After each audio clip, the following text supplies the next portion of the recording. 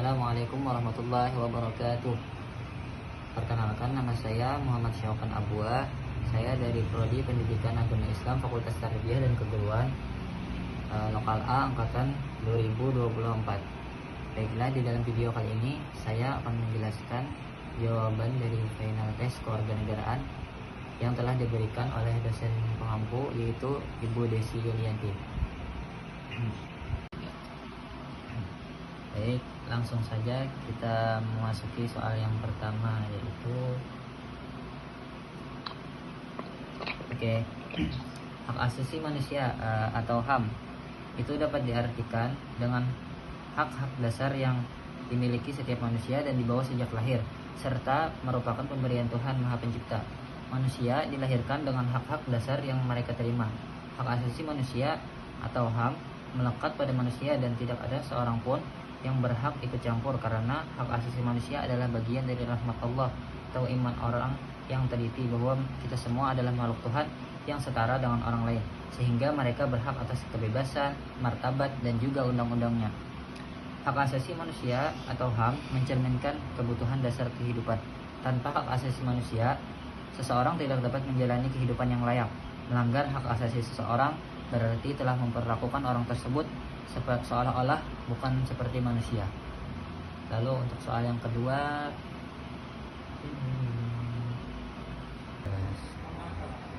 demokrasi. Apa sih itu demokrasi? Demokrasi adalah sistem pemerintahan di mana kekuasaan tertinggi itu berada di tangan rakyat yang menjalankan kekuasaannya secara langsung atau melalui perwakilan yang dipilih dalam pemilihan bebas. Prinsip utama demokrasi meliputi partisipasi aktif warga negara dalam politik dan kehidupan sipil, perlindungan hak asasi manusia, dan penegakan hukum yang berlaku sama bagi semua warga. Contoh kasus tentang demokrasi itu tentang pelanggaran politik uang. Praktik politik uang merupakan salah satu bentuk pelanggaran yang paling umum terjadi dalam pemilihan umum di Indonesia. Politik uang terjadi ketika kandidat atau partai politik memberikan uang atau imbalan materi lainnya kepada pemilih dengan tujuan untuk memengaruhi hasil pemilihan. Praktik ini tidak hanya merugikan integritas pemilihan umum, tetapi juga mereduksi nilai demokrasi itu sendiri. Contoh kasus pemilu ini adalah pada pemilu tahun 2019 di beberapa daerah, yang mana terjadi pembagian uang kepada pemilih dengan harapan untuk mendapatkan dukungan politik. Praktek politik uang ini melanggar prinsip keadilan dan integritas dalam pemilihan umum. Pada tahun 2019 terjadi serangkaian kasus pelanggaran pemilu yang mencuat di berbagai wilayah di Jakarta. Salah satunya adalah kasus yang melibatkan David Haraharjo, seorang caleg DPRD DKI Jakarta dari Partai Perindo. Dia divonis 6 bulan penjara dan denda 5 juta karena terbukti melakukan praktik politik uang dengan membagikan minyak goreng kepada warga saat berkampanye di Sukapura dan Pegangsaan 2, Jakarta Utara. Baik, selanjutnya adalah soal yang ketiga, yaitu menurut saya otonomi daerah merupakan bentuk penerapan sistem desentralisasi yang memberikan sebagian wewenang dari pemerintah pusat kepada pemerintah daerah. Dengan kata lain, otonomi daerah dapat diartikan sebagai penyelenggaraan pemerintahan dengan pendekatan desentralisasi. Berdasarkan pasal 1 angka 6 Undang-Undang Nomor 23 2014, otonomi daerah adalah hak, wewenang, dan kewajiban daerah otonom untuk mengatur dan mengurus sendiri urusan pemerintahan serta kepentingan masyarakat setempat dalam kerangka Negara Kesatuan Republik Indonesia. Istilah otonom berasal dari bahasa Yunani, yaitu autos yang berarti sendiri dan nomos yang berarti undang-undang.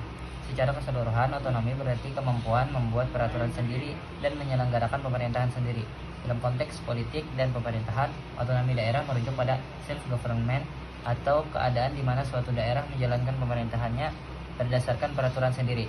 Secara sederhananya, daerah itu memiliki kebebasan untuk membuat keputusan sendiri sesuai dengan kebutuhan dan kondisi masyarakat setempat, tentu saja dengan tetap mengikuti aturan perundang-undangan yang berlaku. Baik, selanjutnya untuk soal yang keempat, yaitu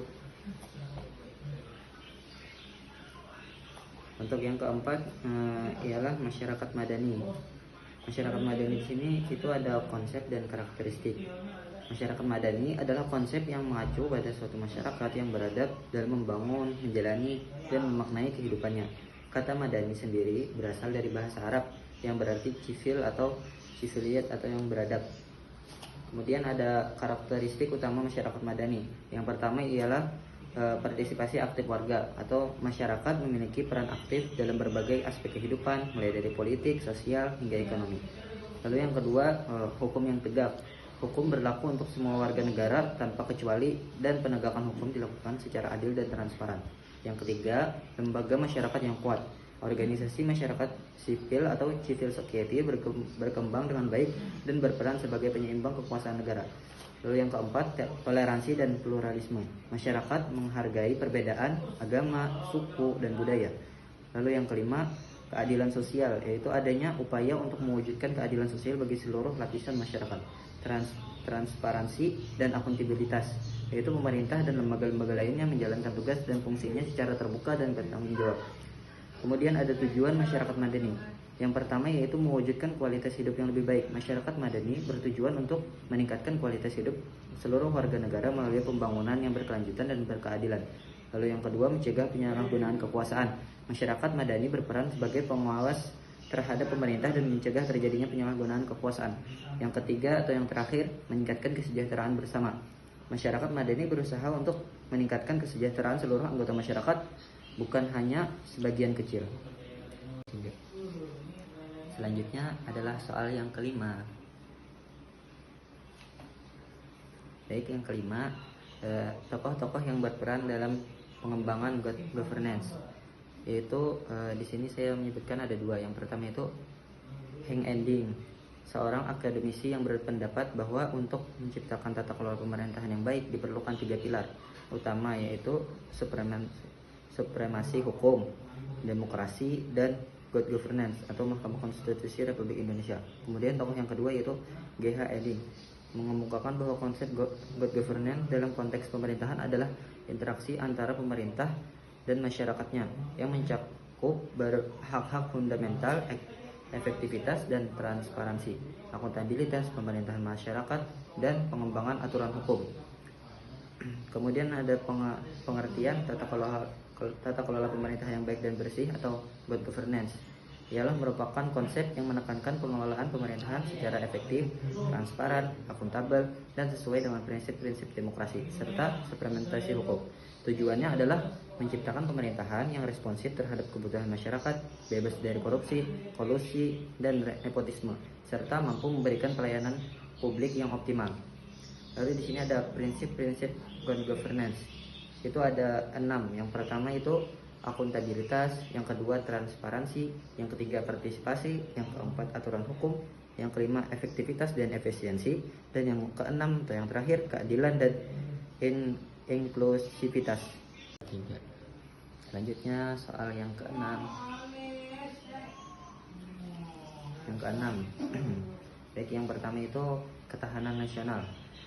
Pengertian ketahanan nasional. Ketahanan nasional adalah kondisi dinamis suatu bangsa yang menggambarkan kemampuan untuk mengatasi segala macam ancaman, tantangan, hambatan, dan gangguan. Ini seperti sistem kekebalan tubuh pada manusia yang memungkinkan kita melawan segala macam jenis penyakit. Lalu yang kedua yaitu integritas nasional. Pengertiannya adalah integritas nasional yaitu proses menyatukan berbagai kelompok sosial dan budaya yang berbeda-beda dalam suatu negara untuk membentuk suatu kesatuan yang harmonis. Ini seperti menyusun puzzle yang terdiri dari berbagai bentuk dan warna menjadi sebuah gambar yang utuh. Ketahanan nasional dan integrasi nasional, keduanya itu saling berkaitan erat. Integritas nasional merupakan salah satu pilar penting dalam membangun ketahanan nasional. Sebaliknya, ketahanan nasional yang kuat itu akan memperkokoh integritas nasional. Selanjutnya yang terakhir yaitu yang nomor 7. Soalnya menurut saya wawasan Nusantara itu secara etimologis berasal dari bahasa Jawa, yaitu katanya wawas yang berarti pandangan, nusa mengacu pada kesatuan kepulauan, dan antara bermakna dua samudera. Secara umum, wawasan Nusantara dapat diartikan sebagai cara pandang terhadap kesatuan kepulauan yang terletak di antara dua benua, yaitu Australia dan Asia, serta dua samudera, India dan Pasifik. Wawasan Nusantara merupakan cara pandang serta sikap bangsa Indonesia yang menekankan pentingnya persatuan dan kesatuan, baik dalam konteks bangsa maupun wilayah, guna mendukung tercapainya tujuan nasional. Wawasan Nusantara sebagai cara pandang menekankan pentingnya membangun persatuan dan kesatuan dalam seluruh aspek kehidupan bangsa dan negara untuk mencapai tujuan serta cita-citanya. Oleh karena itu, wawasan Nusantara merupakan wujud dari nilai cinta tanah air yang mencakup berbagai aspek kehidupan sebagai satu kesatuan, meliputi ideologi, politik, ekonomi, sosial budaya, serta pertahanan dan keamanan. Wawasan Nusantara itu sangat penting bagi bangsa Indonesia karena memiliki tujuan menjaga keutuhan NKRI, menjamin kesejahteraan rakyat, dan menghindari ancaman dari luar. Mungkin sekian jawaban yang dapat saya sampaikan di dalam video kali ini. Salah hilapnya saya mohon maaf. Wabillahi taufiq wal hidayah. Wassalamualaikum warahmatullahi wabarakatuh.